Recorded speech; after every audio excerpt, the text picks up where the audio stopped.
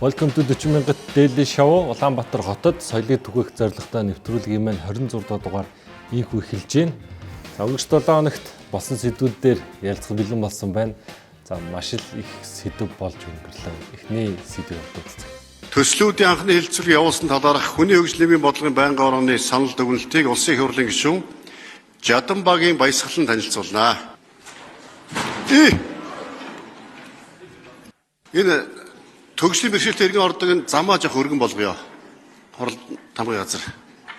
За энэ бичлэгтэр би хүний сайн муу үзье гэж юусоо бодсонгүй зүгээр нэг юм анхааралтай татаад байгаа сэдвийг ярих гэж бодод. Ер нь Улаанбаатар хотод болж байгаа бүхэл бүтээн байгуулалт, байшин барилга, цэцэрлэг, сургууль, зам за тэгээ өөр энэ их баригдаж байгаа барилгууд, хоорондын зай гээд Монгол улс Улаанбаатар хотод хамаа ямар ч хүн төвтэй нэгч зүйл алга. Тэгээд хөгжлийн бэрхшээлтэй иргэн хүүхэд, жирэмсэн их өндөр настай ингээд энэ хотод ч маш олон төрлийн хүмүүс амьдардаг. Тэгээд энэ бүх хүмүүстэй уг нь ээлтэй байдэр хүн төвтэй улсыг дэлхийд даяараа зохицлон бүтээж хийдэг боловч Монгол улсад хүн төвтэй нэгч газар алга байна. Тэгээд бүр төрийн ордон дотор ч гэсэн хүн зориулсан зүйл ерөөсөө нэгч байхгүй. За тэгээд хөгжлийн бэрхшээлтэй иргэн зорчгоц хүртэл юм төвхтэй юм байдал үүсгдэг. Тэгээд Монгол улс хизээ нэг юм хүний стандартад хүнд зориулсан стандартад нийцсэн улс болох юм бүүмэд. Гадны төслүүд янз бүрийн юмыг харахаар Улаанбаатар хотод хамгийн хүн төвтэй ер нь стандарт даацад нийцсэн нэг газрыг ер нь саяхан мэдж авсан дээрээс салхилж байгаа ажлаа тархаж явах явцдаа орж харсан нэр Яо парк. Тэгээ миний мэдгээр Яо парк чинь байгуулагдсанаас 2-3 жил болж байгаа тий.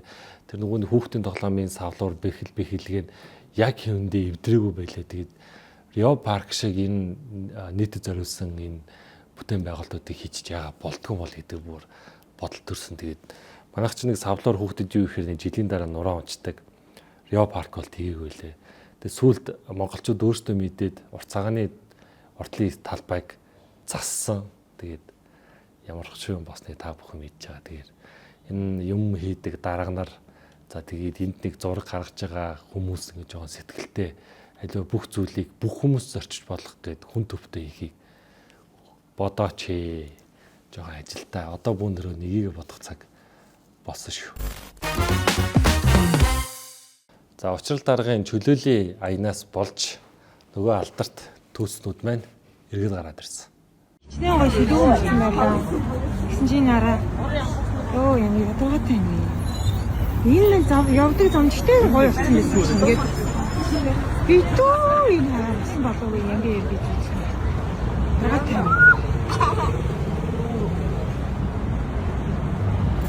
За энэ түүцийг бол манайхан нэр бүгдээр эсэргүүцээд болох хэрэгтэй. Энэ түүц чи өөрөө хотын өнгө үзүмж дамаа яг хүн зориулах гэдэг зүйл дээр хамгийн хэрэггүй зүйл. Энд дэр дандаа жижиг сажиг тамхины бизнес уган татарсан 10 жилийн хүүхдүүд ширхэж тамхи авах юм цөөрсөн. За тэгээд хамгийн гол асуудал нэг автобусны буудлуудаар тавьчихаар автобус хүлээгээ зогсож байгаа хүмүүс ингээд талбай олдохгүй. Тэгээд заримдаа бүр ингээд олон хүнтэй өвлийн цагт чинь автобус нэрэхгүй удаа хүн их дүүрэндээ бүр ингээд зам руугаа орж зогсох асуудлууд үүсдэг. За тэгээд ингээд зорчоод алхаа явж явахд өөдөөс түүц гараад байна. За тэгээд хойно шээж баана гэдэг асуудлууд маш ихээ. Тэгээд энэ түүцийг нэг жогромлаад бүр нэг шийдчихээ Нямбатар дарга. Манус руу томрол жагсаал цуглаа хийгээд байдаг. Энэ түүцээ бүр 100% шийдээч.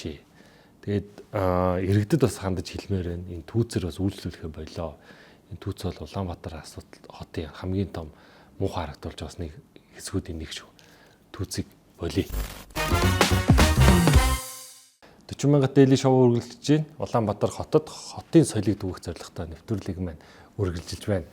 За өнгөрч 7 хоногт Бат Цэцэг сайд болон Бод архичаа хоёрын хооронд дүгэл явлаа. Бичлэг хамтаа үзье.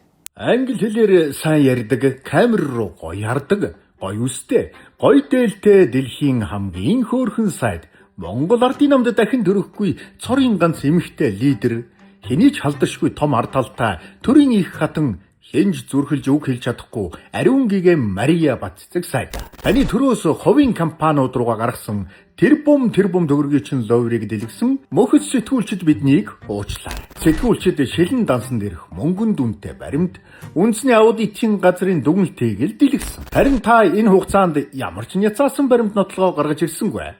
сэтгүүлчдтэй дайн зарлаж сүржинлээ. Та үнэхээр бяртай. Та аргагүй чадaltaй юм байна. Энэ цаг үед таныг шалгах хинч байдгүй юм байна. Таны лөврийг зүрхэлж хэлэх зүстэй аавын хүү Монголын төр далгаа. Ганцхан амар уйсгалан сэтгүүлчдтэй арцал даад байлгүй. Ажлаа өгөө шалгуулаа гэж зур ганцаараа дугарлаа. Танд хэлэх ганц л үг байна. Монгол улсын нэр хүндийг гадаад ертөнцид өргөгч, онгоц бөгөөд бүр ирэхэд төрийн их хатан минь. Сэтгүүлчдийн дэлгэсэн баримтын эсрэг баримт таарал няцаалт өгөөтөх. Сэтгүүлч Будаа Арагчаа гадаад харилцааны сайд Бат цэцгийн холбогдлолтой ер нь улсын тендер төсвийн мөнгийг хувийн компаниудад завшаад нэгсэн 3 хэсэгт юм нэвтрүүлэг хийснээс болж энэ хоёрын хоорондох тулаан иргэнсэн.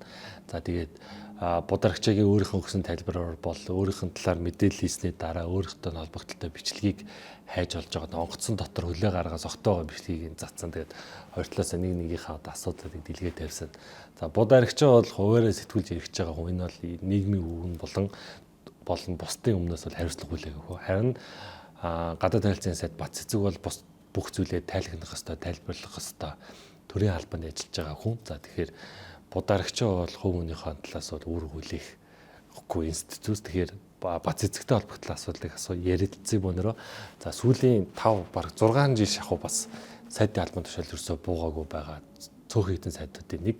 За тэгээ Бат цэцгийг бол өөрийнх нь яамдын хүмүүс бол үнэхээр вакуумцсан хүний үг сонсгоо байсан амар амтан болсон гэд ярьж илээ. Тэгээ ер нь хүн нэг өөрийг нь хүн яаж чадахгүй гэдэг дээр очиод тэгээ нэг ажлыг дамаа төрийн сайдыг 6 жил тасралтгүй гэхээр ингээ вакуумжаад амьдралаа тасарж байгаа гэж харсан. За гол асуудал юун дээр үүссэн бэ гэхээр өмнө мөнхийн үсгийн захирал байсан өөрийнхөө доор ажиллаж исэн хүмүүсийг бүгднийг 2-3 хүнийг юм гадаад паспорт хэвлэлтийг хилцээний дарга болгоод тавьсан. За тэгээ бас 2-3 хүнийг ч гэсэн бас холбогдлолтой газруудыг компани байгуулаад дарга болгуулаад эдэрлэгөө мөнгө хийгээд байна гэдгийг Будаа Арагчаа сэтгүүлч тавьсан. За тэгээ нийтдээ гадаад паспорт хэвлэх тэр компанида 41.5 тэрбум. За өөрийнхөө хүүгийн компани 46 сая төгрөгийн шимтгэл шимтгэл нэрээр мөнгө шилжүүлсэн. За мөн өөрийнхөө компани 100 гаруй сая төгрөгийн үнэтэй мөнгөн гүйлгээ энэ төр хийсэн байгаа нь ингээд өөрийнх нь яамын шилэн дансанд байгаа юм билээ. Тэгээд үүнээс бол сэтгүүлчдийг Бат цэцэг сайд янз бүрээр хэлсэн. За тэгээд үнтэй холбогдлолтой телевизийн сэтгүүлч юу гэж ярьсныг хамтаа үзье. За өдрийн сон өнөөдөр бичсэн ба штэ. Энэ зарим нэг ийм төрмөл сайдуудын дээр юусоо хөхтөнгөрл байдаг. Туйл байдаг. Тэгээ Бат цэцэг сайдтай холбоотой ямар асуудлууд юу яригдав одоо ямар хамаарлууд тогтоогч гаргаад үгүйсгэж хий. Тэгээ ажлаа өгөө шалгуулчихаа. За гадаад харилцааны сайдын тендергүй завчсан гэдэг одоо хэдэн 10 тэрбумаар яригддаг ийм асуудлууд яригдсан шүү дээ. Гадаад паспорт хэвлэдэг төрийн үнд цаас хэвлэл компани 51%-ийг улсын бүртгэлийн ерөнхий газар 49%-ийг нөө мегасон эзэмшдэг гэдэг. Баримтууд шүү дээ эдгээр чинь. Төрийн үнд цаас хэвлэл бол гадаад паспортын бэлдэц, цахим гадаад паспорт хэвлэх улсын онцгой объект байгаад байдаг. Гэтэл энэ компаниг бүхэлд нь одоо сайдын гар хөл болсон хүмүүс удирдаад байдаг. Төрийн үнд цаас хэвлэлгээ төрийн өмчт компани захирал нь ариун гэрэл гэдэг юмхтэй саяхны хүртэл одоо салбарын сайд Бат цэцгээс одоо 60 тэрбумын лоовер тойрсон баримтууд дэлгэгдэх хүртэл яг л тийм хэрэгтэл ажиллаж ийсэн гэдэг. Нөө сайдын зайд төрсөн гэж энэ хөрс одоогийн ерөнхийлөгч хөрс өхий чинь ерөнхий сайд багтан танхимд нь ордог. Тэгэхэд сайд байсан. Дид сайд. Оюун эрдний засгийн газарт, оюун эрдний дараагийн засгийн газарт нь. Тэгээ зандан шатрын засгийн газарт, одоо уучрлын засгийн газарт ингээд 5 засаг гэсэн. Тэгээ сая дээр их хурлын гишүүн Амар Сэлтэн хэлээд байна шүү дээ. Бусдад тавьдаг зарчмынхаа шаардлаганд өөрөө нийцдэг байгаа ч л гэдэг энгийн элементарны ойлголт инглэр. Хэвлэл олон нийттэйгээ эсрэгцэж тэмцэлтэй байх. Энийг зүгээр л нотолчихгүй юу?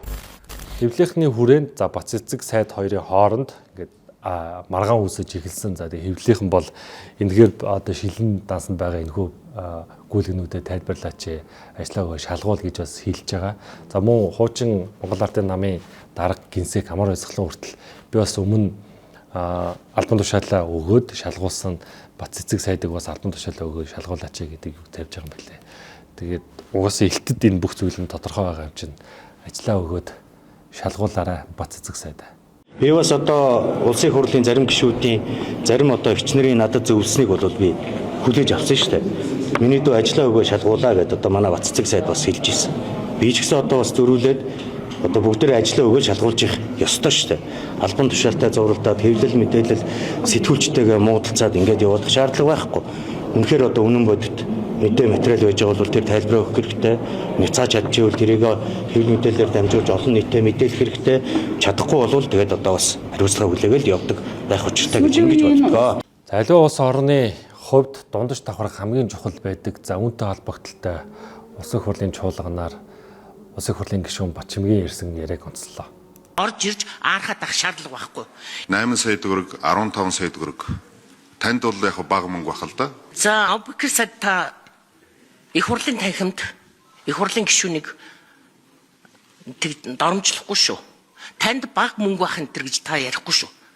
А би таныг энд танд хариуцлага юу байна тооцоолно. За та ер нь нийгмийн хамгаалал гэр бүл нийгмийн хамгаалал хөдөлмөрийн сайд болчоод Монголын нийгмийн дундаж давхраг хамгийн хүнд сегментийг өнөөдөр босгох, аврах, хамгаалах ямар ч бодлого барьж ажиллаагүй. Цаашдаа би танаас таныг яг энэ сайдын синтед байх хугацаанд байх туршид чинь би танаас нийгмийн яг энэ дундаж давхрын талаар асуулга асууж араас нь хөөцөлдөж таны энэ тавьсан 100 тэрбум энэ 46 тэрбум 9.3 тэрбум энэ 5.3 тэрбум төгрөгийн зарцуулалт энэ бүх гүйцэтгэлийг би танаас байнга нэхэж ажиллана гэдгээ өнөөдөр хэлье. Хөдөлмөр нийгмийн хамгааллын сайдаас Бачимг гишүүн асуулаа. Яг л хүний амьдрал болон бидний амьдрал ихтэйгээ асуултыг асуусан. Энэ маш олон төсөв бүйглээ 100 тэрбумаар нь энэ дундаж давхрыг дэмжинэ гэдэг байгаа юм бодлого чи ерөөсө газраа олохгүй байгаа онохгүй байна. Тэг өдрөөс өдөрт Монголын яг дундаж давхрын иргэд нэг бол ядуу болж тэрнээс цөөхөн өвн илүүх баян болж энэ дундаж давхрах гэдэг юм чи алга боллоо.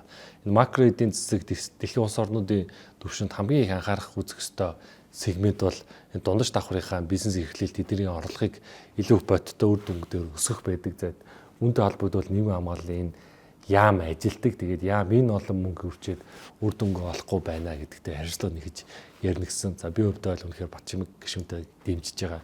Үнэхээр өдрөөс өдөрт энэ дундаж давхрах гэдэг юм чинь үгүй болж ядуу давхрах руу орж ийна. Тэгээд бүтэхгүй манай сайд арга нар нэр. 40 мянга дээлийн шоу үргэлжжээ. За өнгөрч 7 хоног болсон маш гоё супер эрэг мэдээг та бүхэнд хүргэе. Амар гоё санагдаж байна. Би бүр амралтын өдрийн нойроо харамсахгүйгээр хүрээд ирлээ. За өнөөдөр бол 5 сарын 9-ний өдөр та бүхэн харж байгаа бох.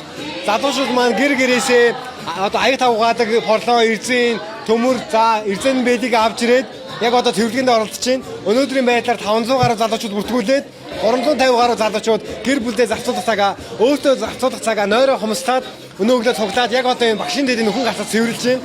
Бид нэр энэ 7 хоног ингээд цэвэрлснийхаа араас эх 7 хоног бид нар каллиграф зурдаг хүмүүстэйгээ холбогдоод энэ хааны одоо цэвэрлсэн хаан дээр зураг ажил маань эхэлж байгаа. Йоо энэ бичлэгийг үзээд би бол үнэхээр баярлсан. Тэгээ залуучуудын хандлага ямар гоё юм бэ? Альва зүйлд ийм хандлагатай байгаа хүмүүс их амжилтанд хүрдэг шүү.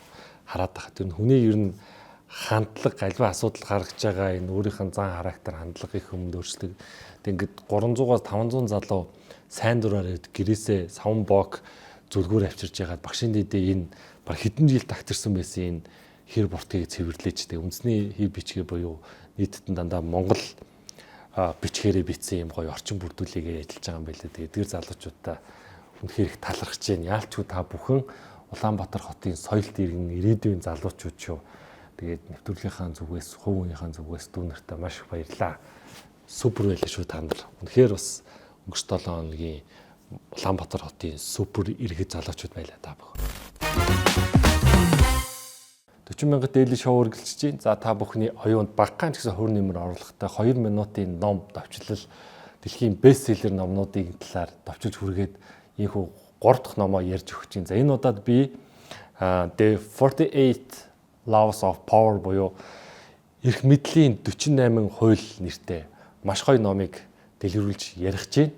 За энэ ном нь болохоор 1998 онд бичигдсэн. За Грей гэдэг энэ хүн за энэ дэлхий дээрх энэ том хаан, жанжид, за дэлхийн алдартай энэ сууд хүмүүс за нэмэр лөөрж, хулгайч гэ энэ хүмүүсийг яаж тэд нар янх паверыг олж тэр эрх мэдэлд хүрч чадаж энэ эдгээр зүйлүүдийг хийвэ гэдгийг судалж бараг 500 гаруй жилийн дэлхийн түүх, дэлхийн юм алдартай хүмүүсийн түүхүүдийг судалж бичиж хагаад энэхүү номыг гаргаж авсан. За энэхүү ном нь physically, history, за тэгээд нэмээд стратеги, хүний зан чанарт ингээд дэргээр 4 агуулмжийг агуулж бичигдсэн ном. За тэгээд энэхүү номон дээр нийтдээ 48 дүрмийн талаар ингээд яг кейстэй нэрсэн байдаг. За би эндээс ингээд богинохоо хэмжээ та бүхэнд нэг 3 гол кейсийг та бүхэнд ярьж өгье. Тэгээд энэхүү кейстэй намд ярьж өгье. Эхний кейс нь Love нэг буюу нэгдүгээр дүрмийг танилцуулъя. За энэхүү дүрмээ бол юу гэж нэрлэж байгаа вэхээр Never Outshine the Master буюу даргаасаа илүү битгий гэрэлт гэсэн юм утгатай. За энэ юу гэсэн үг вэ гэхээр тухайн үед ийм гарсан кейсийг тэр хүн судалсан байлээ. За дээхэн үед Nicolas Fagut гээд Францын ерөнхий сайд байсан. Энэ хүн өөрийн хааныг ингээд өөрийнхөө цайзад авчирч ингээд нэг өдрийн үдшилийг хийсэн. За тэгэхээр энэ хүн бол тэр ерөнхий сайд байсан энэ хүн болохоор тухайн үед амар нэр алдартай мангар баян хүн байсан. Тэгээд хааныг ирэхэд тухайн орныхоо бүхий лаг дуучид болон тэрхүү цайз нь маш гоёор ингээд засаад хааныг ухтаж аваад нэг оройны арга хэмжээ хийсэн. За энэхүү арга хэмжээнд дээр хаан очиод юу гэж бодсон бэ гэхээр энэ хүн чинь надаас илүү хүн юм биш те гэдэг ийм бодол толгойд нь ороод би уг нь энэ улсын хаан байгаад байтал энэ хүн надаас илүү юм байна гэдэг. Тэгээд тэр цагаас хойш цагдаач сэргийлэх тухайн үеийнхээ одоо цагдаа сэргийлэхийг явуулаад бүх янз бүрийн юмыг илрүүлээд тэгээ бариад бүх насаараа шоронд хийсэн. За тэгээ энэ дэр бол зохиолч Гриммен ямар санаа хэлж байгаа вэ гэхээр чамаас ухаантай хүнийг биш өөрийг нь хүчтэйг мэдрүүлдэг хүнд илүү татагдаг гэдэг энэ дүрмийг танилцуулж за тэгээ энэхүү дүрмээ болохоор даргаасаа илүү бүү өөрийгөө тавьж даргийнхаа хажууд даргаасаа илүү битгий гэрэлт гэдэг энэ бол алтан дүрм нэг бичигдсэн байна. За зохиолч Гриммен эрх мэдлийн 48 хуулийнхаа 3 дугаарт бүгдэд төлөвлөгөө битгийгээр гэдэг нэртэй дүрмийг онцлсан. За энэхүү дүрмийг онцлохдоо мань хүн нууцлаг байдаг хүмүүс хамгийн аюултай байдаг буюу mystery power нууцлаг байдаг хүмүүс бүгд айгүй хүчтэй байдаг. Тэгээ хамгийн чухал зүйл нь юу вэ гэхээр чимээгүй хөдөлдөг хүмүүс хамгийн аюултай гэдгийг тодтогч хэлдэг энэ номон дээрээ. Тэр яг яалчгүйгээ бид нар ингээд бүх хүнд ингээд амьдралаа ярихгүйгээр нууцлаг байж чадваас эрх мэдэлд хүрэх бас нэг алтан дүрмүүдийн нэг болж байгаа. За Грин зохиолчийн яг онцлог 48-наас нь би нэг 3-ыг та бүхэнд танилцуулж байгаа. За тэгээ эндээс би 6 дугаар дүрмийг нь бас та бүхэнд танилцуулъя. Энэ бол надад их сонирхолтой санагцсан. За энэ дээр болохоор бусдын анхаарлыг дат гэж байгаа. За гол мессеж нь юу гэхээр та бусдаас илүү байхад эрх мэдэлд хүрэхийн тулд бусдын анхаарлыг өөр дөрөө дат. Хэрвээ таны хэн нэгэн сонирхгүй да хэн нэгний ярианд оролцохгүй байгаад бол та тухайн тойргоос гарсан гэж үзэж байгаа. За энэ номон дээр болохоор хүмүүс үннийг худалдаж авдаггүй зөвхөн анхаарал татсан зүйлийг л худалдаж авдаг гэдэг гол философиг манай Грин зохиолч энэ номон дээр өгүүлсэн билээ. Тэгэхээр энэ дээр бас эрх мэдэл гэд амжилтанд хүрье гэж бодож байвал энэхүү дүрмийг бусдын анхаарлын төвд байнга орох ёстой гэж зөвлөсөн байна. 40 мянга дээлийн шоу үргэлжлэж байна. За учрал ерөнхий сайд сүртэй засгийн хурал дээр туулын ордныг замыг зогсоолоо. Бүх ажлыг нь зогсоолоо гэсэн боловч за юу болсон бүүнээр хамтаа үзье. Өнөөдөр зогсоо байна. Сая одоо ирээ. Чи яс намайг зөв худлаа юм үзүүлэхэд энд авчирч байна тий. Тэр бол ямар ч үйл ажиллагаа яваагүй анх ямар байсан тэрүүгээрээ л байсан. Энэ хизээ цутсан байна. Энэ одоо дөнгөж цаа энэ арматура боогод гагнуур эдэр хийжсэн юмуд энд биш шүү дээ. Энэ хуулийн өрөндөө засгийн хуралтай танилцуулгын материалтай золбоо бэлд цолмоо. Тэр бичиг заач тэр хуулийн өрөнд бүх юмнуудыг нь явуулах газар нь явуул. Энэ бас нойтон байна да тий. Наатаа юм хатагдаа.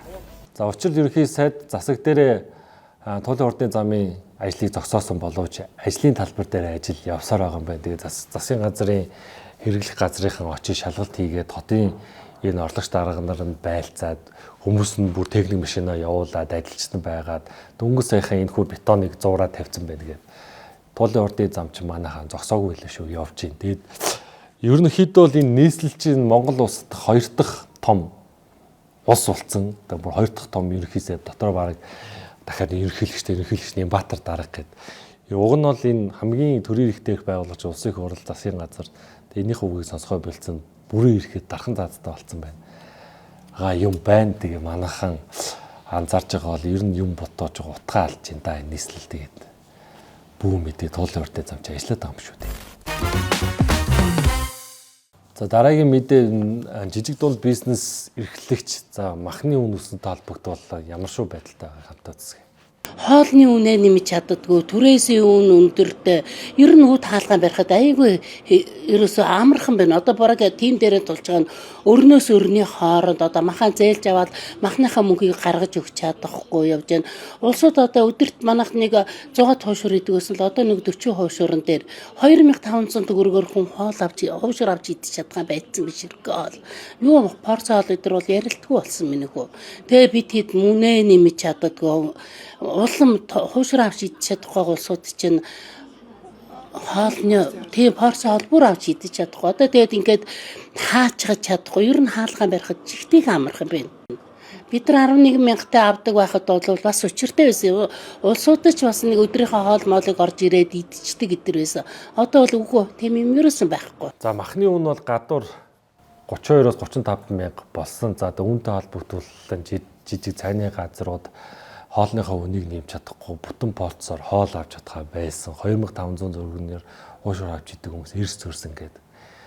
Нэрээ Монгол хүмүүсийн амьдралыг нэрээ үнэхээр бас яаж ингэж муугаар авч явж чаддаг байна. Ингэж олон жил тасаргүй засаглчаад төрийн нөгөө доктортой байдал, нэг намын байдал уг нь байсаар байтал яаж ингэж муу авч явж чаддаг байна нэрээ. Тэгээ ингээд энэ олон жил махны үн дээр төр оролцож байгаад одоо нөгөө инх 2 гээд сайд нь одооноос бид нэр энэ махны үн дээр оролцохдохгүй төрөөс ямар нэгэн татаас өгөхгүй зах зээлийнхаа журмаар шийдэж байгаа юм билээ. Үнэхээр оройтлоо. За тэгээ одоо нэг хэсэгтээ бол хэцүү байдалд орох нь анхнаасаа л ийм байдалтайсэн бол бүх зам чинь зүв байгаад төрийн энэ бүх оролцсон дампууруулсан салбар чинь яваад өгөх байлаа. Даанч ийм байдал болсонгүй тэгээд үнэхээр бас туйлдулж шүү бидний амьдралыг. Монгол Ардын намынхаа энэ сайд аргаар. За өнгөрч наадамтай холбогдлолтой нэг сэдвээр нэвтрүүлэг мэн үргэлжилж байна.